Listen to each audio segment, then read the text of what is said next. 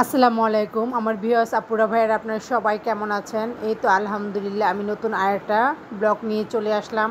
তো ছুটির দিন শুক্রবার সকালবেলায় ঘুম থেকে উঠেই একদম রেডি হয়ে বের হয়ে গেলাম বাবার বাড়ির উদ্দেশ্যে। তো আমাদের একটু কাজ ছিল, গাড়িটা থামিয়ে ওর বাবা একটু গাড়ি থেকে নেমেছে। তো আমি আর আমার শাশুড়ি আম্মা ওই যে গাছের মধ্যে যে সুন্দর ফুল ফুটে আছে তাকে তাকে দুজনে দেখতেছিলাম।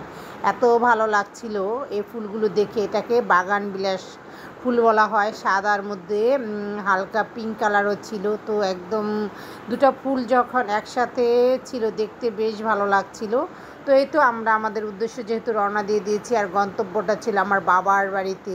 সকাল সকালে যেহেতু রওনা দিয়ে দিয়েছিলাম, খুবই ওয়েদারটা সুন্দর ছিল, বেশ ভালো লাগছিল। আর আজকে যেহেতু আমার শাশুড়ি আম্মা আমাদের সাথেই ছিল, আম্মাও ঘুরতে বেশ পছন্দ করে। তো আমরা যখনই আমার বাবার বাড়িতে যাই আমি সবসময় এদিকের আশেপাশের যে পরিবেশটা আমাকে তো অনেক মুগ্ধ করে, আর আমি সবসময় চেষ্টা করি আমার ক্যামেরায় বন্দি করে রেখে দেওয়ার জন্য।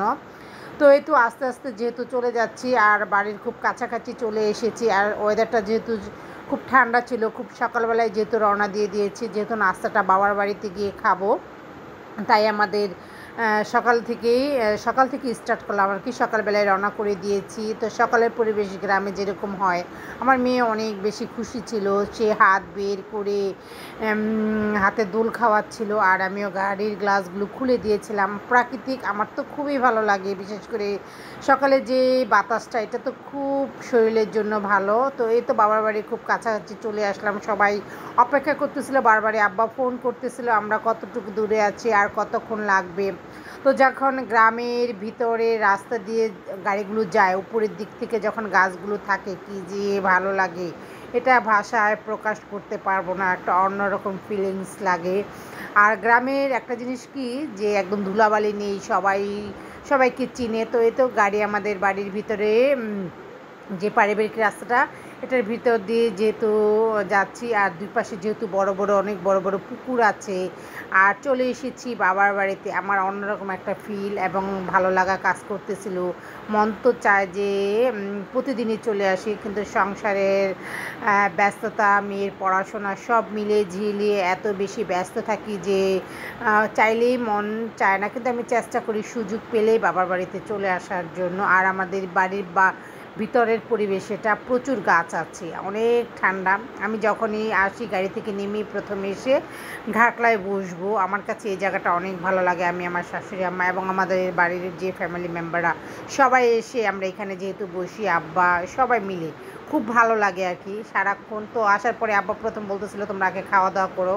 তো আমি খাবারগুলো সব নিয়ে ঘাটলার মধ্যে দিচ্ছিলাম, যেহেতু এখানে প্রচুর বাতাস ছিল। আর সবাই বলতেছিল যে এখানে খাওয়া দাওয়া করবে, তাই ওর বাবা আর রজামনি হাত ধুয়ে চলে আসতেছে, একদম রিয়েল যেটাকে বলে।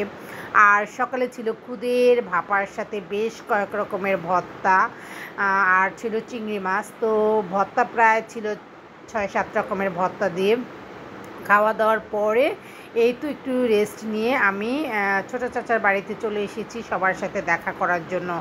আর আমার ছোটো চাচার বাসাটা কিন্তু খুবই সুন্দর। এখানে এত বেশি গাছের পাতা পড়েছিল, আমি যখন পাতার উপর দিয়ে হাঁটতেছিলাম একটা আওয়াজ হচ্ছিল, আর পাখির এত কিচিরমিচির আওয়াজ ছিল, ঝিঝি পোকা, আমার কাছে তো বেশ ভালো লাগছিল। আমি গ্রামের এই রিয়েল এই আওয়াজগুলো অনেক অনেক মিস করি, এবং যখনই এগুলো ফিল করি অনেক ভালো লাগে। সবুজ প্রকৃতিক কার না ভালো লাগে। আর গাছে এত বেশি কাঁঠাল হয়েছিল, যেহেতু এটা ফলের মৌসুম, তাই গাছে প্রচুর কাঁঠাল ধরেছে। আমি যখনই আসি এখানে এসে ছবি তুলি, একটু ভিডিও করি। তারপরে এই তো আমার বোনেরা আমাদের জন্য কিছু ফ্রুটস কেটেছে খাওয়ার জন্য, ওদের সাথে একটু সময় কাটালাম, কথা বললাম, ভালো লাগলো সবার সাথে কথা বলে। মেজো চাচার বাড়িতে চলে এসেছি, এখানে এসেও বাচ্চাদের সাথে সবার সাথে অনেক কথা বললাম। যেহেতু আমার মেজো চাচি একটু অসুস্থ, আম্মাকে দেখে এত শান্তি লাগছিল, ভালো লাগছিল। আসবো করে ওরকমভাবে একদমই আসা হচ্ছিল না। আর আমার শাশুড়ি আম্মাকে নিয়েই যেহেতু এসেছি, আম্মাকে নিয়ে সবার বাড়িতে ঘুরলাম। আর আমার ভাইয়ের মেয়ে আমাকে পাখি দেখাচ্ছিল, আর পোষা প্রাণীগুলো মানে পাখিগুলো দেখাচ্ছিল। আর পুপি দেখো জানো, ও শীষ জানে, আমিও যে শীষ বাজাতে পারি এটা আমার ভাইয়ের মেয়েকে দেখিয়ে এবং পাখির সাথে তাল মিলালাম। তারপরে এই তো বাসায় চলে আসলাম, এসে একটু হাঁটতেছিলাম আর আমাদের গাছে যেহেতু প্রচুর কাঁঠাল ধরেছে এগুলো দেখতেছিলাম। তো আমি একদম ভুলেই গিয়েছিলাম, আমি চেয়েছিলাম আসার সময় গাছ থেকে একটা কাঁঠাল পেড়ে নিয়ে আসবো, কারণ কাঁঠাল দিয়ে আমি কোপ্তা বানাতে চেয়েছিলাম, কিন্তু বাসায় আসার পরে খুব হায় আফসোস করেছি, একদমই খেয়াল ছিল না। বাবার বাড়ি দেখলে যেটা হয়, এত বেশি আবেগ হয়ে যায়, এত বেশি আনন্দের সময়গুলো আমার কাটে, মানে সব কিছুই ভুলে যাই। তারপরে অনেক কিছু নিয়ে আসি, যখনই যাই অনেক অনেক কিছু নিয়ে আসি ওখান থেকে। তো এই তো আমাদের কাজে যেহেতু পুকুর পাড়ে বসে থাকা, তো একটা কথা আপনাদের সাথে শেয়ার করি। ওই যে খাটলার মধ্যে যে দুটো মেয়ে বসে আছে, তারা আজকে নারায়ণগঞ্জ থেকে ঘুরতে গিয়েছিল। তারা ওখানে গিয়ে আমাদের বাড়ির পরিবেশটা তাদের রাস্তা থেকে এত বেশি ভালো লেগেছে, তারা নেমে আমাদের বাড়িতে এসে আমাদের পারমিশন নিয়ে ঘাটলায় বসেছে, গোসল করেছে, অনেকটা সময় পার করেছে বাচ্চাদের সাথে। আমাদেরও অনেকটা ভালো লেগেছে, একদম তাদের নাকি অনেক ভালো লাগছিল। নারায়ণগঞ্জ পুকুর বলতে তো ওরকম নেই, আর যদি গোসল করতে হয় তাহলে সুইমিং পুলে করা হয় আর কি, নারায়ণগঞ্জ ক্লাবে। তো তারা আমাদের পারমিশন নিয়ে যেহেতু নেমেছে, এবং কথায় কথায় তাদের সাথে অনেকটা আমাদের পরিচয় হয়ে গিয়েছে। তো বাচ্চাদের বললাম তোমরা পানি থেকে উঠে পড়ো, অনেক ডুবিয়েছ। তো ওরা বলতেছিল ফুপ্পি তুমি নামলে আমাদের আরও মজা হতো। তো নেক্সট অবশ্যই বলেছি যখন আবার আসবো তোমাদের সাথে গোসল করব। তো এই তো গাছে যেহেতু আম ধরে আছে, আমার তো আম ভর্তা, আমের জুস খেতে বেশ ভালো লাগে। তো আমার ভাই আমাকে বলতেছিল যে আমের জুস তৈরি করে খাওয়াবে। আমি তো খুব খুশি ছিলাম, যেহেতু প্রচণ্ড গরম ছিল, দুপুরবেলা অনেক রৌদ্র পড়েছে, আর আমি যেদিন গিয়েছিলাম ওদিন প্রচুর বাতাস ছিল। তো আমার আব্বা আমাকে বলতেছিল তুমি যেদিনই আসো ওই দিন প্রচুর বাতাস থাকে। তো আমি মনে হয় শান্তির প্রতীক নিয়ে চলে যাই যেখানে যাই, আমার কাছে মনে হয়। আর আমি হই হুল্লা আনন্দ ফুর্তি করতে আমার খুব ভালো লাগে, সবার সাথে কথা বলতে। তো আমার মেয়ে কোটা নিয়ে নেমে পড়েছে, সে গাছ থেকে আম পারবে, সে একদম চেষ্টা করতেছে। আমিও দেখতে চাই যে সে কটা আম গাছ থেকে পারতে পারে, আমাদের আমের জুস যেহেতু সে বানিয়ে খাওয়াবে, তাই সে গাছ থেকে চেষ্টা করতেছিল আম পাড়ার জন্য। আর আমিও খুব মানে ওর এগুলো দেখে ছোটোবেলাটা চলে গিয়েছিলাম, আমরা ছোটোবেলা কীভাবে আম পেড়ে খেতাম, কী করতাম, এটা আমার বাচ্চাকে যখন বলি। আর এইদিকে আমার ভাই সবার জন্য আমের জুস তৈরি করে দিয়েছে, এটা ছিল আমারটা, এত টেস্ট হয়েছে, এত মজা ছিল। আমার ভাই সত্যি অসাধারণভাবে এই আমের জুসটা তৈরি করে খাইয়েছে। তো ভাইয়ের জন্য তো অবশ্যই দোয়া রইল, বোনকে শান্তিতে রেখেছে, মানে শান্তি দিয়েছে কলিজাটার মধ্যে। তো জুসটা খাচ্ছিলাম আর ঘাটলায় বসে বসে পুকুরের পাড়টা, রাস্তার পাড়গুলো দেখতেছিলাম আর ঠান্ডা হাওয়া লাগাচ্ছিলাম। তো এখন আমি একটু ঘরের ভিতরে যাব, এটা যেহেতু আমাদের বিল্ডিং। তো মায়ের রুমটা দেখব, যখনই যাই মানে ফিল করি, খুব মিস করি আমাদের বাড়ির পরিবেশটা, ছোটোবেলাটা যেখানে আমার শৈশব কৈশব সব সময়টা কেটেছে। এখন যেহেতু মা নেই, তারপরে মায়ের রুমটা একটু গুছানো অগুছালো আছে, একটু উলটপালট সব কিছুই।